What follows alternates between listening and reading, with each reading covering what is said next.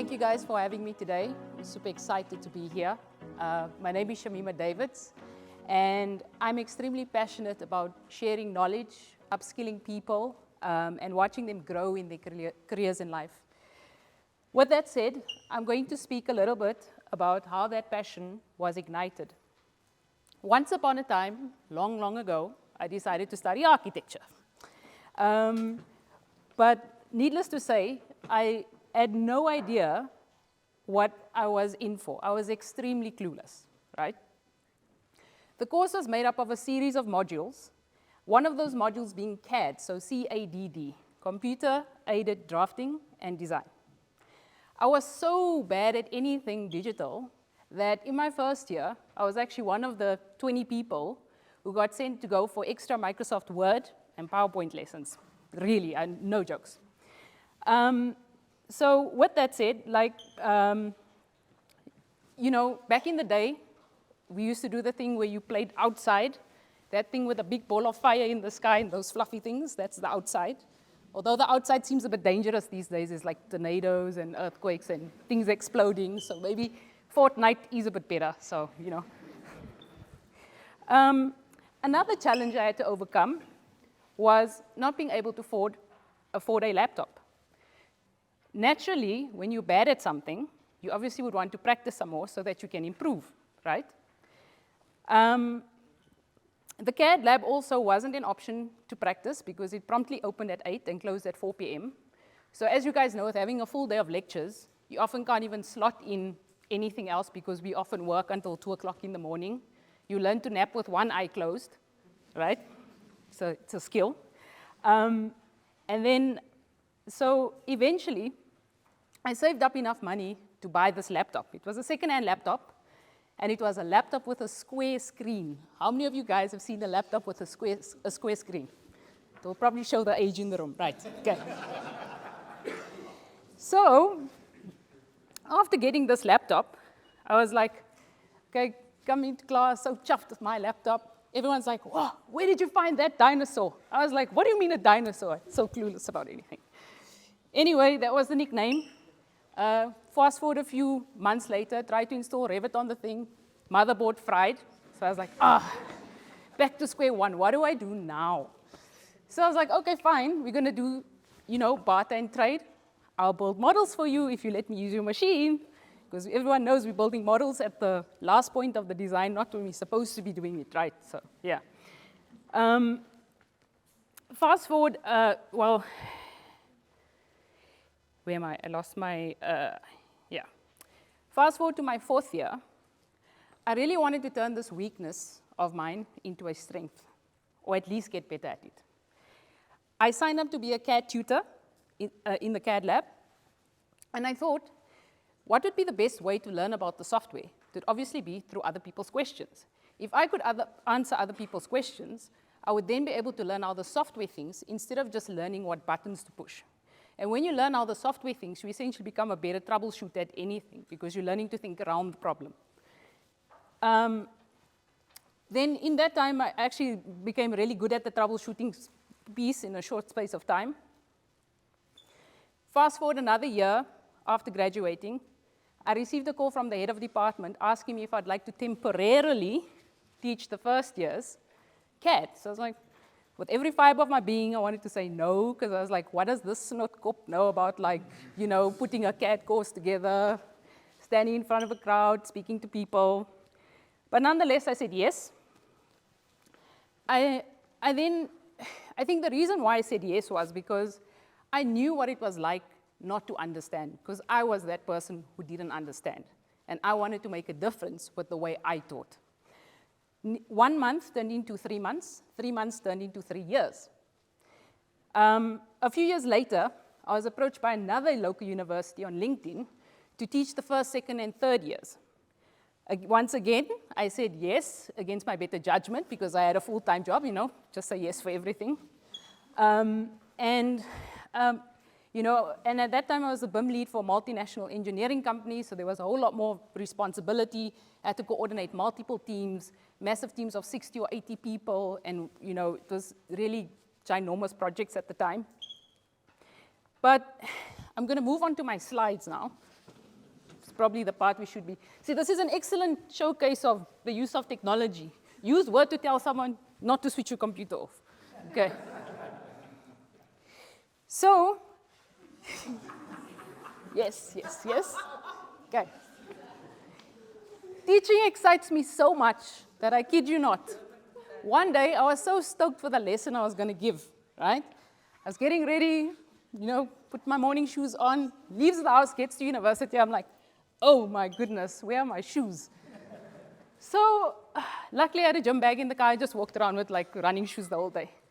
But with that caveat, I'm going to share with you guys the secret socks for success.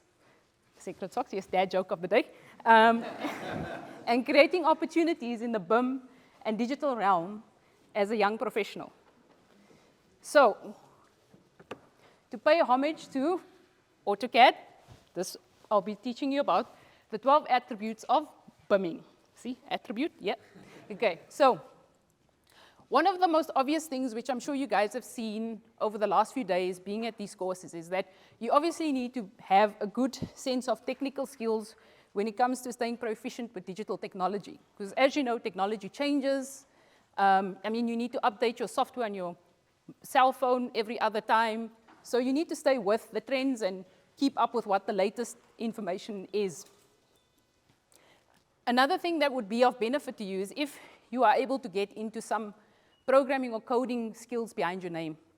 We've actually had some people in our company who started in, and they're actually now the best junior data scientists or data engineers that we have. And what sets them apart from the normal data scientists and data engineers is that they have that engineering or architectural background. So they're able to solve problems for us quicker and get the end result that we need. The second thing that you need to have a look at is to always have, adaptability and continuously learn. Never, ever, ever stop learning. Learning is what sets you apart from the rest of everybody else. Even if you strive to be 1% better every day.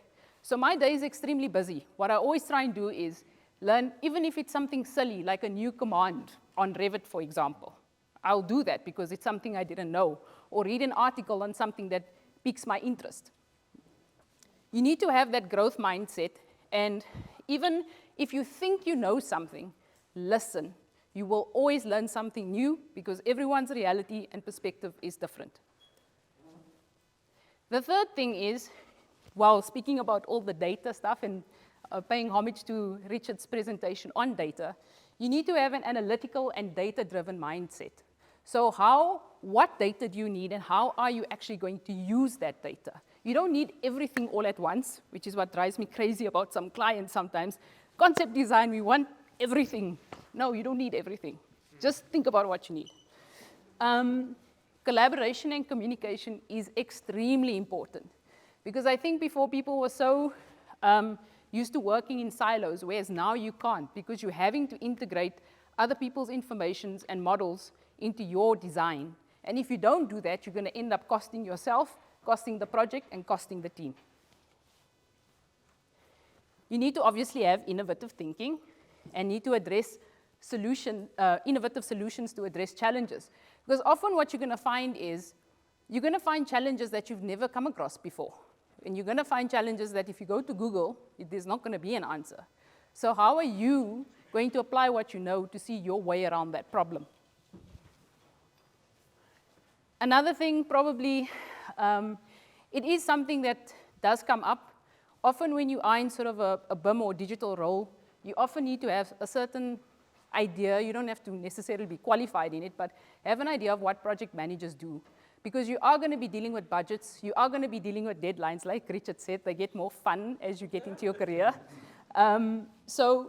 You just need to be able to have those basic management skills so that you can execute efficiently. You need to have vision and strategic thinking. And I think this is something that I've had to challenge myself with because I'm often very detail-oriented. And when you're detail-oriented, sometimes you can get fixated on one thing and not see the bigger picture. So often, I call it the zoom-in, zoom-out exercise. So sometimes, even though you're stuck on something, take a break, take a step back, look at it, look at what you are trying to achieve, and then sometimes you might even need to change your plan because that's just how it goes. Sometimes it's a fluid process. It's never It's hardly ever linear. You also need to have leadership and influencing skills. You need to be able to inspire and motivate teams, because often your team will be facing an horrendous deadline, and they will have been working 2 nights straight, and you somehow need to keep that team morale up. But if you're able to do that, you will always, invest in that digital transformation effort. The other thing that's probably quite obvious is problem solving. I actually love this one, because I actually think of problem solving as being creative. A lot of people think being creative is drawing a nice picture, coming up with a fancy design, when in actual fact, it's how do you again see your way around a problem? And in that is creativity. You also need to have resilience, because best believe you are going to find people who are very averse to change. They don't like anything new. They like staying in their comfort zone. It's hard to learn something new. Yes, you have to put in extra hours to learn something, but it is what it is if you want to stay current. And there are going to be times where you will be challenged on your ideas, and you will feel like maybe, oh, am I doing the right thing? But you have to be courageous and do that. Number 11, I think this is going to be quite a new-ish one, is you need to have ethics and integrity, because we're living in such a data-driven world that you need to understand that when you are harvesting data or collecting data, there is some sensitivity around that, and you can't just be handing it out or saving it willy-nilly, putting it on a flash drive, handing it to every other person. You need to consider, like, what are the ethical considerations around that, and implementing and using them to implement digital solutions. You often find, even in some countries, they want the service to actually reside in that specific country. You can't just save the data anywhere. So there are specific protocols and systems set up for how you need to work in their platform. And if you work outside of that platform, you're essentially in breach of your contract, and you could potentially get fined or lose the work. Last but not least, I would say have passion and curiosity. I know they say curiosity killed the cat, but not in this instance. Curiosity will probably serve you well, because you are going to learn something new. And in closing, I know the thing said, what opportunities are there for young BIM people in this space? But if you have those 12 things, you can create your own opportunities. I think a lot of us sitting in the front row today who presented, none of us ever actually thought our careers would sort of, go in the direction that it has, because it never existed. There was no such thing as, like, I don't know, a BIM lead or a BIM manager or a BIM coordinator. Those things evolved. And probably 5 years from now, things will evolve. There's already jobs around for AI prompt writing, for example. So things will change. And by developing a strong combination of technical expertise, leadership qualities, and the right mindset, you, as young professionals, can position yourselves as digital leaders in the built environment and contribute significantly to the ongoing transformation. And last but not least, how are you going to take what you've learned in the past, or what has happened in the past, what you're learning and honing in the present, to become the designer or engineer of the future? Thank you. I have my shoes on.